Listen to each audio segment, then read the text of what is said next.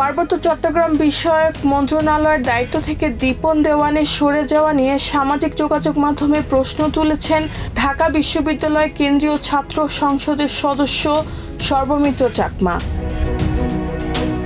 নিজের ফেসবুক পোস্টে তিনি দাবি করেন, পার্বত্যবাসী বিএনপির উপর আস্থা রেখেছিল এবং এর ফলস্বরূপ 3টি সংসদীয় আসনেই দলটি বিজয়ী হয়েছিল। তিনি রাঙামাটি আসনের সংসদ সদস্য দীপন দেওয়ানকে একজন সজ্জন ব্যক্তি হিসেবে উল্লেখ করে বলেন, পাহাড়ের পাহাড়ি ও বাঙালি উভয় সম্প্রদায়ের কাছে তিনি শ্রদ্ধাভাজন।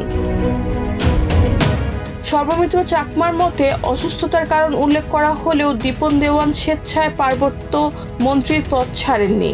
জেলা পরিষদের চেয়ারম্যান পদে সুপারিশকে কেন্দ্র করে সৃষ্ট দ্বন্দ্বের জেরে তার ইচ্ছার বিরুদ্ধে মাত্র 3 মাসের মাথায় মন্ত্রিত্ব থেকে সরিয়ে দেওয়া হয়েছে বলে দাবি করেন তিনি।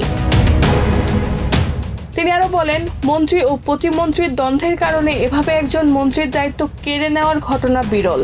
এই ঘটনায় পার্বত্যবাসীর মনে দীর্ঘদিন দাগ কেটে থাকবে বলেও মন্তব্য করেন তিনি।